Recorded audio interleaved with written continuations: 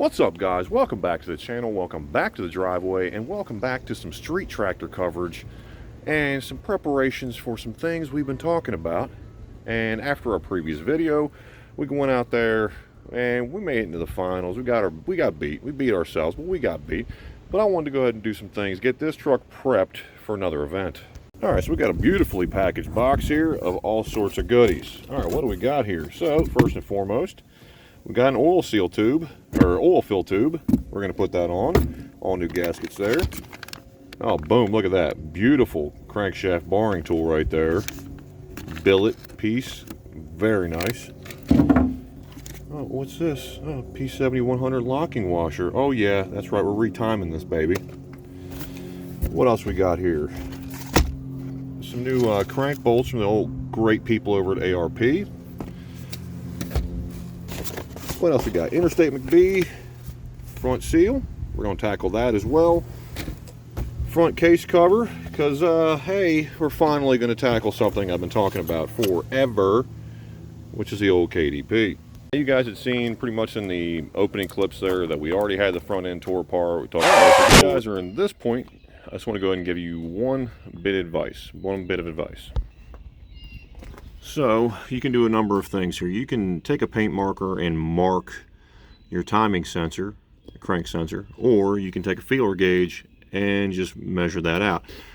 Make yourself a reference right there. So 0.023 inches on the feeler gauge is what I have. So 23 thousandths. That's what I came up with. That's what had the best drag, but I'm going to also mark it, and also again once I go back for reassembly we'll make sure that that is actually lined up correctly. So we actually have a tack signal. Kind of need it. I already took the coolers out of it. We've already pretty much prepped this thing for the KDP. So we're going to go ahead and take the front cover off, and we're going to go ahead and just step by step install. I mean, you guys have seen this probably 1.5 million times on how to take the front cover off, but we're going to go ahead and tackle that, put the KDP in, and then we're going to go ahead and reassemble the front case. And we're also going to go ahead and put this thing in. It's a little timing. Yeah, that's right. Get a little timing on the old girl. I recommend that if you have gotten to this point, really much, I mean, you can brake clean the hell out of everything, or you can do what I did, which is pretty much soak this and pressure wash everything, and of course leave everything in the rain and everything will surface rust. But just clean everything up and just take your time, guys. Take your time. Take everything apart here. For this guy, no big deal. You got one bolt there, and then you can pretty much just kick that over, and that'll expose the timing cover or into the injection pump gear right there. But yeah, just take your time, clean everything up real nice, and of course this is not going to be rusty when we put this thing back together. All right, boys, front cover off. Let's take a look here. Well, there it is right there, boys. Killer of worlds. And if you look at it close enough, may have jumped the gun a little bit, but we're already here at this point. Yeah, she's barely at all sticking out. My bore scope imagery that I thought I seen a while back made it look a lot worse. So we're going to go ahead and pull that bolt and pretty much just tap that back in probably 1/10 of an inch, and then pretty much reassemble. All right, so a roll pin punch, roughly about the same size, a little hammer, and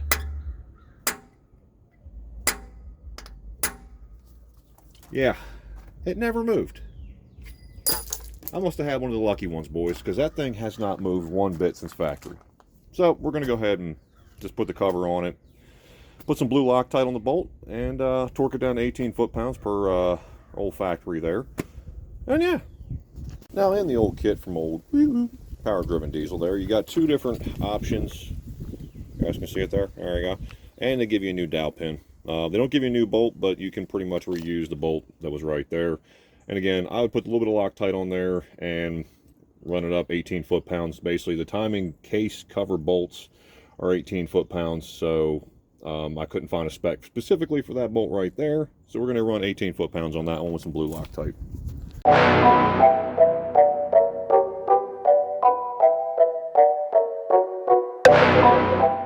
All right, so taking a little break from the action for resealing the cover, let's go ahead and go over some things real quick. So we got feeler gauges here to validate. We have 10 and 20 thousandths intake exhaust, so we're TDC there. And also getting our timing marks right.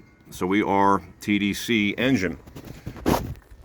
Now we're going to go ahead and reassemble the front cover, reseal the front cover, put everything back on, torque everything to spec, and then we're going to go ahead and start the timing procedure so we can bump this up. All right, so you got your timing cover looking fairly decent. Again, you're paying yourself to do this job, so you know, take it whatever way you want to. So let's go ahead and knock out that front seal. So what we're going to use is the same roll pin punch that we had used to knock back in the old KDP. And hit there, hit there, hit there, and you'll see it starts to kind of move a little bit. Again, you're hitting it out this way because it gets installed from the bottom. And boom, just like that, boys. She's out of there. There you go. Fresh seal there. What used to be. That was a red seal that was on there. So we got a red seal. Boop, right there. That's going back in it. So we don't need to lubricate anything. We just need to take a minute, clean this surface right here. People over at Interstate McBee, they give you the depth tool, this guy right here. Do not think that this is actually an installer. A lot of guys think it's an installer, try to hit it in from the top, and well, they end up screwing the steel up more than anything else. So we're gonna go ahead and clean this surface right here, and then we'll do the install. All right, so from the guys over at Interstate McBee, they pretty much set you up for nothing but success. All right, so right up top there, if you guys can see there, install lip dry. So this whole thing right here, you want it to be dry. Again, like I said earlier, it gets installed like so. Again, that right here, that plastic piece is basically the installer to go over your crank snout. Now, before you do any of this shit, make sure you take the time now and clean this area up really nicely. Do not use emery cloth, sandpaper, or anything like that. You can use Scotch-Brite, which is the little red pads I've been using the whole time. You can clean the snout up if you'd like, and also, again, right where your balancer goes. But the biggest thing here, for the most part, is for this install, we want to go ahead and make sure this goes in correctly. So you want to install, that's right, that depth tool flush to your timing cover. And you want to find yourself a couple of cribbing blocks, something like these guys right here, where you can set this flat so you can run it in. Now, there's a lot of guys out there with installer tools. Of course, my dumb ass doesn't have the installer tool for this, so we're pretty much going to use a race and bearing slash seal installer kit to go and get this in. Last but not least, remember guys, lips face the fluid, okay? So this guy right here is going to be the front. You got your orange dust seal. And then the back there is your, again, oil seal. That's your lip seal right there. So remember, lips face the oil. So I'm gonna go ahead and get this installed because you guys don't need to see all the boring portion of this. And then we'll go ahead and do some other fun stuff. All right, so depending on how smooth you are, you can get away with a 3-inch seal installer there. Basically gonna put it up right top there, and you're just gonna run it in nice and dry until you're level with the depth gauge. So again, your depth gauge right there. Just wanna make sure that you're level all the way around with the depth gauge. That's pretty much it. All right, so we're gonna go ahead and reseal this. So no big job here. You wanna go ahead and use just some basic RTV. Ultra black will work perfectly fine. Clean the surface one last time before you get into it. And you're gonna wanna go ahead and RTV the case, the gasket, and then right behind the gasket, you wanna go ahead and take care of that as well. And then we can go ahead and reinstall it. So it's no big deal, guys. All right, now you've made a complete mess of everything. So now let's just go ahead and install our new gasket. Thanks, Tessa. Apparently the gasket's inside here. So we're gonna go ahead and get it out of here.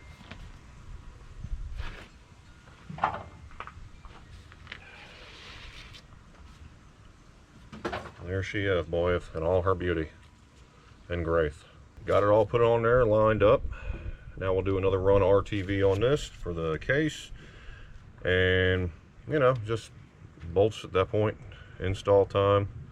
Just a thin layer. You just want, again, you just want sealing surface between both and the gasket, because again, 25-plus-year-old engines, you know, mating surfaces are not going to be flat anymore. I don't care what they say to you.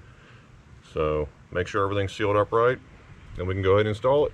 All right, going to get you guys pretty much the best shot I can give you because I got the condenser pretty much all up in my face.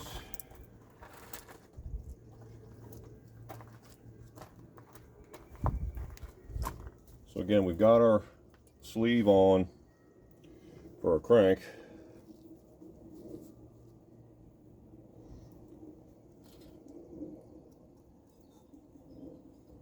Let's work it.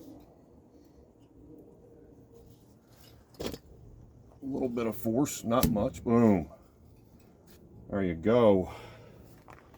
She's on. Now we just got to line it up, put the bolts in it, and we do torque procedure. You know, fun stuff. Now, one thing of note. All right, so you've got short bolts and you've got long bolts. Now Wade over at Thoroughbred Diesel had probably the best explanation for this, which is basically if you see threads in the hole, which, come on, there you go.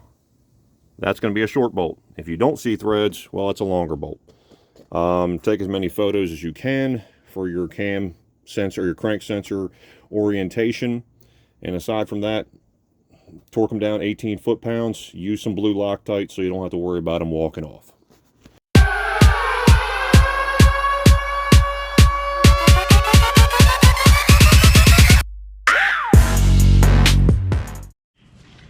Alright, so if you made it through this portion of the video, we're going to bring up the reinstall of the damper. So your damper, this has got a little bit of flash rust from the truck being torn down for about 2 or 3 days. Had a lot of rain in Maryland. So you want to do a quick visual inspection of your damper. Whoa! Okay, so aside from it being crusty and rusty, that's kind of the not really a big deal. You want to look at your rubber portions of it here. The rubber here, it's not eaten up, it's not in horrible shape. Yes, it's rusty, but yet it's not in horrible shape. And you can see the rubber seal here is not blown out, it's not cracked, it's not damaged. Look on the back side.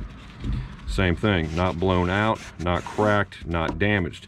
And also, I can depress it, and it's not flexing.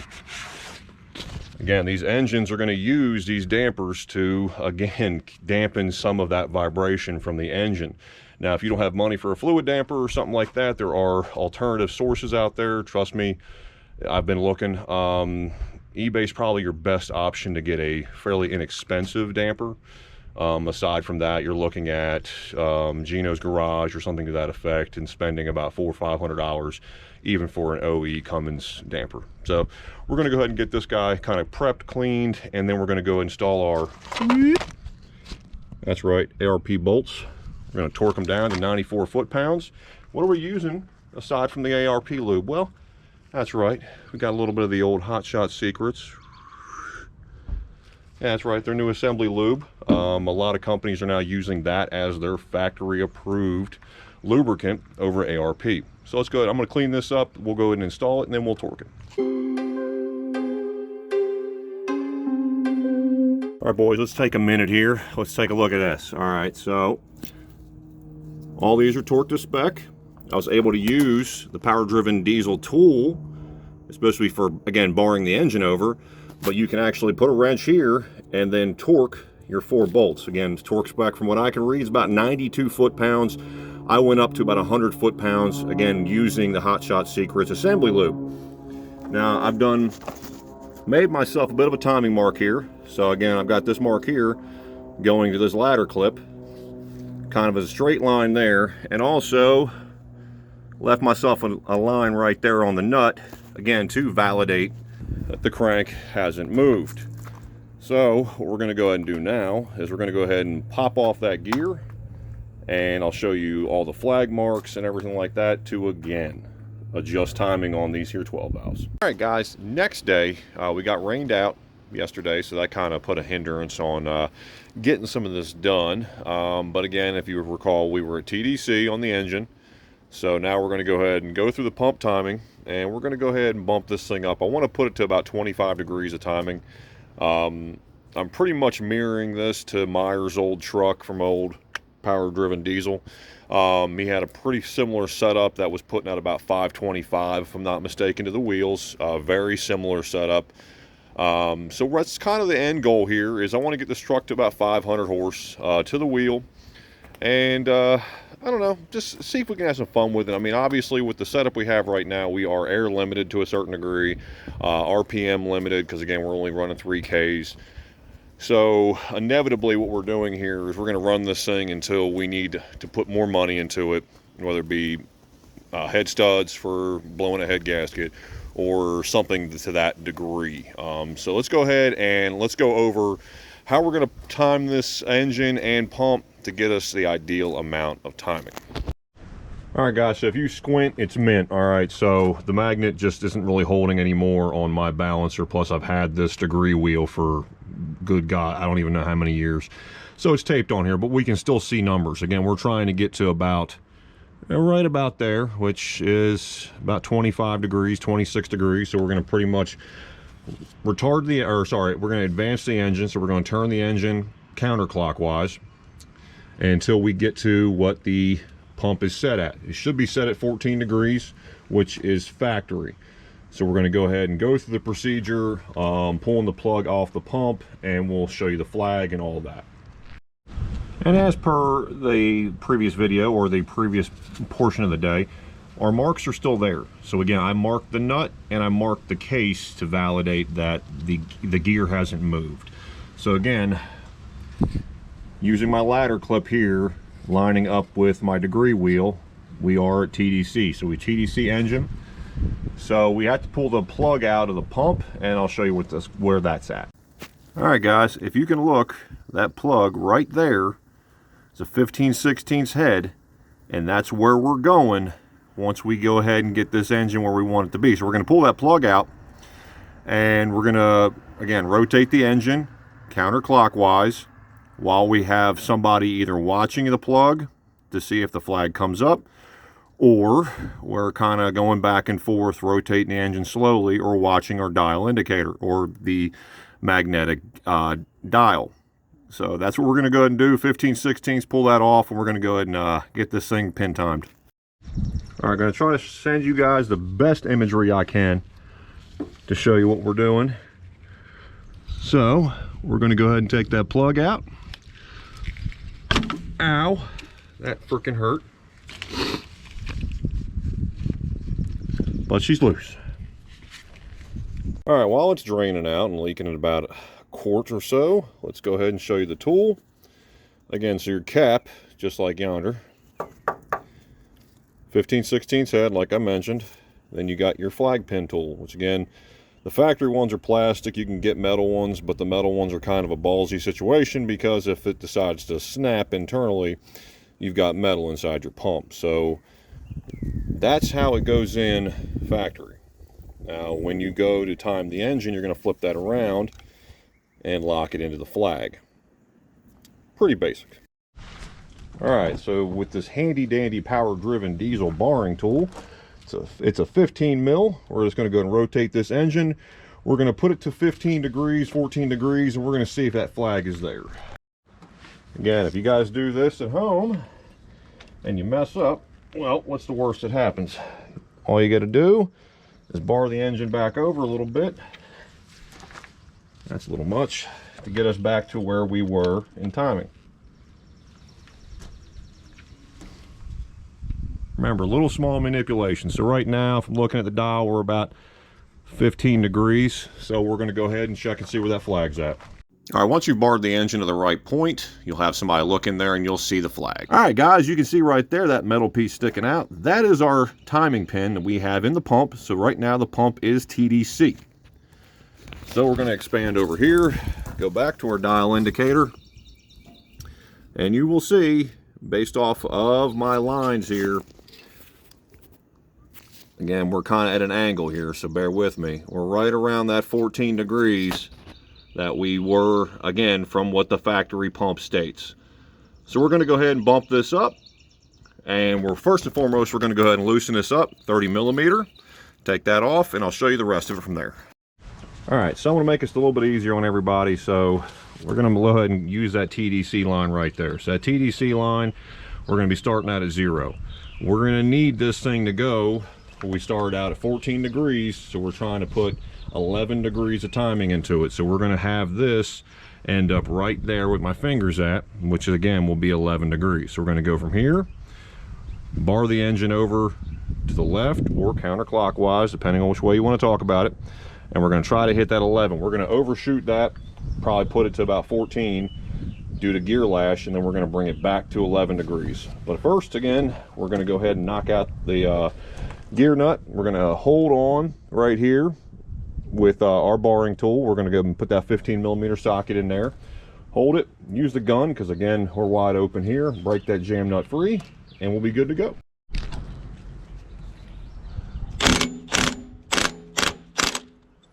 All right, never moved. Beautiful. All right, take your gear nut out. Put that to the side. We'll grab a magnet for that washer. Boom. We ain't gonna need that. Again, if you get the power driven diesel washer, you don't have to worry about it. You can look at the factory washer. It's like a weird lock washer that's kind of all smashed up. So let's get our gear puller, pull this old girl out. All right, so we got it all hooked up here. All we got to do now is get this old girl broke free. Now you can get the really good puller from power driven diesel, or you can use something like this. Again, if you were doing this in the truck, it's going to be more of a pain in the butt, but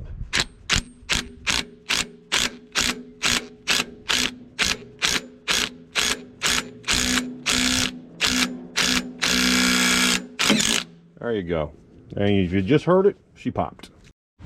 All right, now that you've gotten to this point, we got the pump timed. Engine still where it needs to be at. We're going to go ahead and clean the shaft and everything here for the pump. If you're doing this in the truck, again, you're probably going to be battling everything, so you're going to be pretty much doing it with a thumb. If not, just go ahead and hit it. Get that shaft clean as possible. You don't want this old girl slipping on you.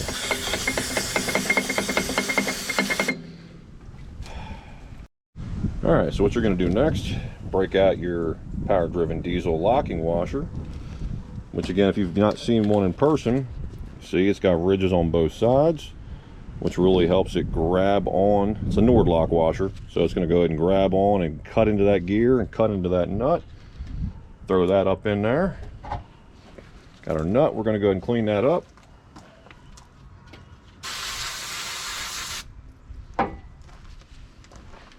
Install that old girl in there. And we're basically just going to run it in with a ratchet until it's snug, and then we're going to go ahead and pull out the pin. All right, so it's 140 foot-pounds, 144 foot-pounds, something to that effect. Thankfully, we've got this whole setup here. We're going to go ahead and torque it down without, hopefully, the gear moving.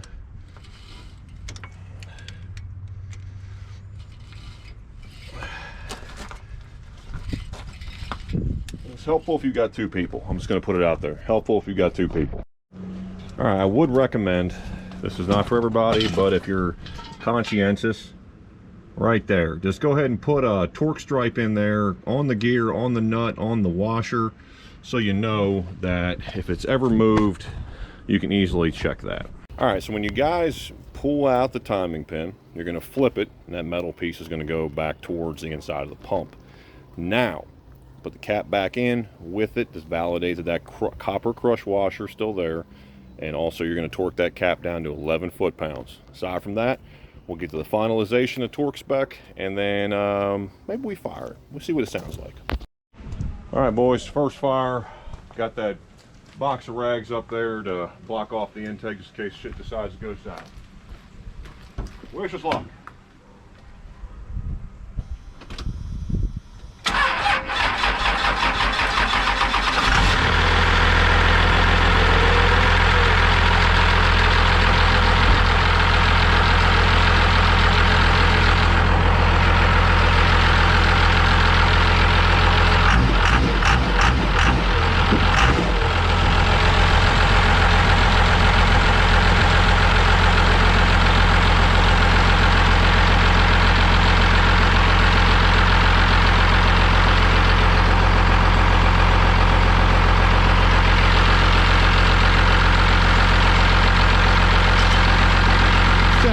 damn full truck now, baby. So there you go. I mean, right there, we were, again, no alternator. These batteries suck. It's 50 some degrees out here in Maryland right now.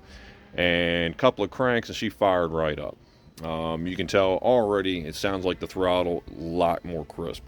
So we're gonna go ahead and put this thing back together, and I got to repaint pretty much everything on the timing cover because I brake cleaned the hell out of everything, and do a little detail spraying because hood's been kind of left propped open and all the brake clean and all the crap. But aside from that, reseal, we're looking good. That oil down there is from the drain plug on the injection pump because I make a damn mess. Aside from that, nothing's leaking on the timing cover. Front seal still holding up. We ran it only for about a minute or so, but we had tack signal. So again, like I said way earlier in the video, when you do this, you want to go ahead and take a feeler gauge, put it in there, and validate that you are at whatever your feeler gauge depth is between the sensor and the crank pulley. So you want to make sure all that's right. So we're going to go and finish off the video here, guys. Big shout out to the guys over at Power Driven Diesel for helping me out with a lot of questions. They answered every one of them, as well as helping me select the right products for this truck. And everything will be, as per usual, linked down in the description below. So do what you guys always do. Like, share, subscribe. P-Pump the world. I'll see you boys in the next video.